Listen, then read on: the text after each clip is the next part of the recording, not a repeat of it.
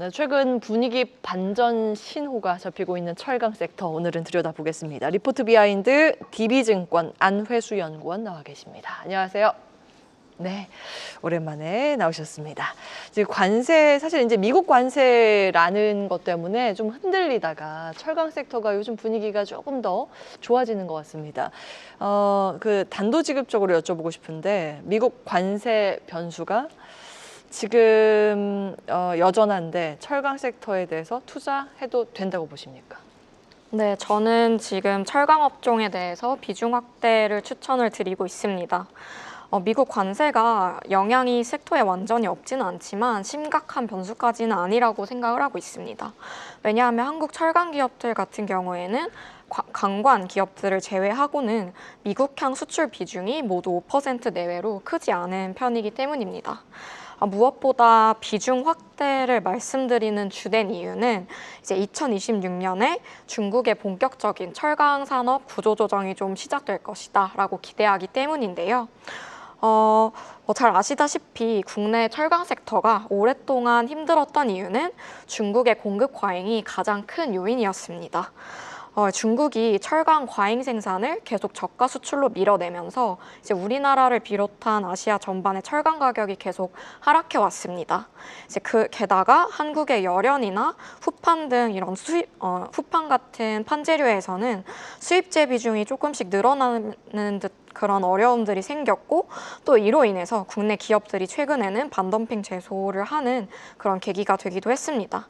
이제 만약에 중국의 철강 구조 조정이 내년에 본격화가 된다면 중국의 수출량이 이제 서서히 줄어들고 또 가격도 정상화가 되면서 이제 국내 기업들의 실적을 이제 그동안 끌어내려왔던 본질적인 좀 원인이 해결되지 않을까라고 생각을 하고 있습니다. 네, 지금 중국의 구조조정 가능성이 가장 큰 호재거리가 될 수 있다라는 말씀 주셨기 때문에 조금 더 깊이 들어가겠습니다. 이 중국의 초저배출 전환 정책이 중국 철강 감산의 트리거라고 좀 보셨는데 여기에서 초저배출 전환 정책이 뭐예요? 네, 일단 중국의 초저배출 전환 정책은 2029년에 처음으로 도입이 되었는데요. 일단 그 내용을 보시면 모든 철강 생산하는 그런 모든 밸류체인에서 대기오염 물질 배출 기준을 정하고 또 그것을 위한 설비 업그레이드를 요구하는 정책입니다. 그리고 이제 중국 정부는 목표로 2025년 말까지 이제 철강 생산 중점 지역의 이제 모든 그 생산 캐파의 80% 이상이 초저배출 전환을 완료를 하자라고 목표를 제시하고 있습니다. 그리고 이제 가장 중요한 것이 전환을 완료하지 못한 철강 기업들에 대해서는 세제 혜택이나 전기 요금 혜택에서 이제 제외가 되고 또 이제 생산 중단과 폐쇄 조치 대상까지 될 수가 있다라고 언급이 되어 있는데요. 근데 제가 살펴보았을 때 초저배출 전환에 필요한 그런 설비 투자 같은 경우에는 약 100만 톤 전환하는데 약 9조 원의 캐펙스가 필요하다라고 보입니다. 그런데 지금 저는 중국 중소형이나 아니면 민영 철강사들은 이러한 거대한 캐펙스를 감당할 수 없는 구조다라고 판단을 하고 있습니다. 왜냐하면 지금 중국 철강 기업들의 마진과 현금 흐름을 살펴보시면 이제 처음으로 철강 구조조정 이야기가 나왔던 이제 10년 전보다도 더 최악인 상황입니다. 따라서 초저배출 전환을 위한 자금 조달 같은 경우에는 중국 철강 기업들 중에서도 이제 경쟁력을 갖추고 좀 재무 구조가 탄탄한 그런 기업들만이 가능할 것으로 예상하기 때문에 이 초저배출 전환이 구조 조정의 좀 방법이자 트리거가 될 것이다라고 보고 있습니다. 예, 그러니까 뭐 지구 환경에 안 좋은 대기 오염 물질을 많이 배출을 못하도록 그걸 제한을 걸어서 거기에 맞게 시설을 다 바꿔라 이렇게 중국 정부에서 요구를 하고 있고. 그 전환에 돈이 막대하게 들기 때문에 감당 못하는 기업들은 계속 이제 운영하기가 어려운 그런 구조. 그래서 이제 자연적으로 감산이 나올 것이다 이런 논리로 말씀 주셨습니다. 지금 이 또 한 가지 또 주목되는 포인트가 반덤핑 관세 부과 여부인데. 7월 말에 이게 결정된다고 알려져 있거든요. 특히 이제 열연 강판에 대해서 이 결과에 따라서 사실 이제 철강 내수 가격에 영향을 주게 될 텐데 이거는 어떻게 분석을 하고 계세요? 네, 일단 먼저 지난 12월에 현대제철을 이제 중심으로 해서 국내 철강 기업들이 중국산과 일본산 열형 강판의 반덤핑 제소를 이제 시작을 했습니다. 그리고 이제 그 잠정 판정 결과가 7월 말에서 8월 초에 나올 예정인데요. 이제 열연에 앞서서 먼저 후판이 1월에 잠정 판정이 나왔고 이제 중국산 후판에 대해서 최대 39%까지의 반덤핑 관세율이 정해졌습니다. 근데 이거에 따라서 어떤 효과가 나타났냐면 중국산 수입제 가격이 좀 상승을 시작을 했고요. 이로 인해서 상승을 하면서 국내 유통 가격이랑 가격 격차가 조금 좁혀졌습니다. 그렇게 해서 최근 5월까지 데이터를 보시면 국내 철강 기업들의 후판 내수 출하 비중이 조금씩 늘어나는 모습도 관찰이 되었고, 또 최근에 또 긍정적인 소식은 6월에 관세청에서 반덤핑을 피하기 위해서 중국산 철강 제품이 뭐 컬러 강판 같은 걸로 위장 수출이 되는 모습이 좀 관찰이 된다. 네, 이런 것까지 강력하게 단속에 들어가겠다라는 발표가 있었습니다. 그래서 이때부터는 중국 수입제 가격만이 상승하는 게 아니라 국내 유통 가격까지도 함께 상승하는 모습이 나타났습니다. 그래서 열연 잠정 판정을 앞두고 후판만이 아니라 지금 열연까지 함께 상승하는 모습이 보이고 있다라고 보시면 될 텐데요. 열연 같은 경우에는 이제 포스코와 현대제철 매출 비중에서 냉연 다음으로 큰 비중을 차지합니다.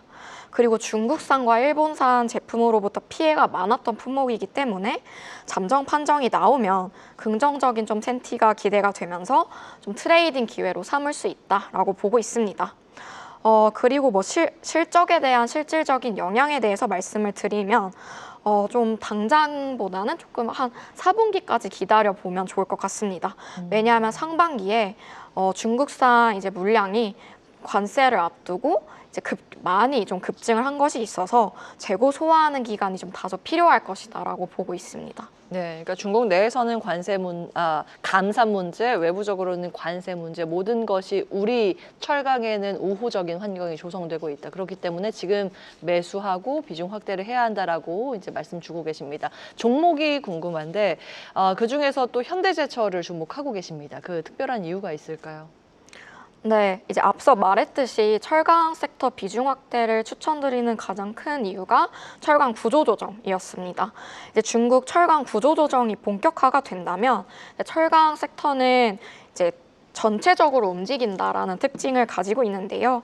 그 중에서도 이제 종목들 중에서도 철강 순수 플레이어이고 또 종목 중에서 베타가 가장 큰 현대제철의 주가가 강하게 나타날 가능성이 높다라고 보고 있습니다.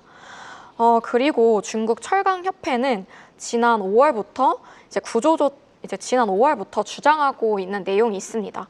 그것이 무엇이냐면 이제 지금까지 중국의 철강 구조조정의 걸림돌이었던 이제 생산 능력 할당 거래. 그러니까 어떤 기업이 노후 설비를 폐쇄하고 얼만큼 증설을 하겠다라는 허가증을 받으면 이거를 실제로 폐쇄하지 않고 다른 기업들한테 그냥 허가증을 파는 이러한 관행들을 폐지를 하고 실질적인 합병이나 구조조정만 허용하자라고 지금 주장을 하고 있는 상황입니다. 그래서 이러한 정책 구체화가 좀 하반기부터 구체적으로 나타날 것으로 저는 기대를 하고 있는 상황입니다.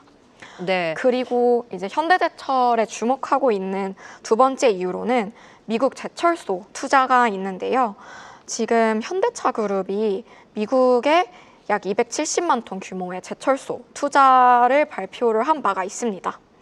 지금 이거를 긍정적으로 보고 있는 이유는 미국은 철강 순수입국 1위 국가이고 그리고 순수입국 1위 국가이고 이러한 요인들 때문에 가격 프리미엄도 지금 애초에 형성이 되어 있는 시장입니다. 공급자 우위 시장입니다.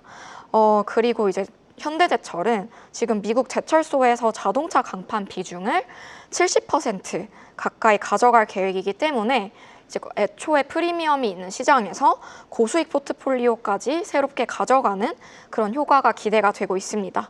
그래서 만약에 이제 연내 지분 구조가 확정이 되는 것으로 계획이 되어 있는데요. 이러한 미국 제철소 가치가 주가에 서서히 반영이 될 수 있겠다라고 보고 있습니다. 예, 미국 제철소 지분 투자 포인트까지 저희가 상세히 알아봤습니다. 철강 섹터와 함께 현대제철의 투자 포인트였고요. 지금까지 DB증권 안회수 연구원과 함께했습니다. 말씀 고맙습니다. 계속해서 다양한 경제 이슈를 알고 싶다면 구독과 좋아요, 알림 설정 부탁드립니다.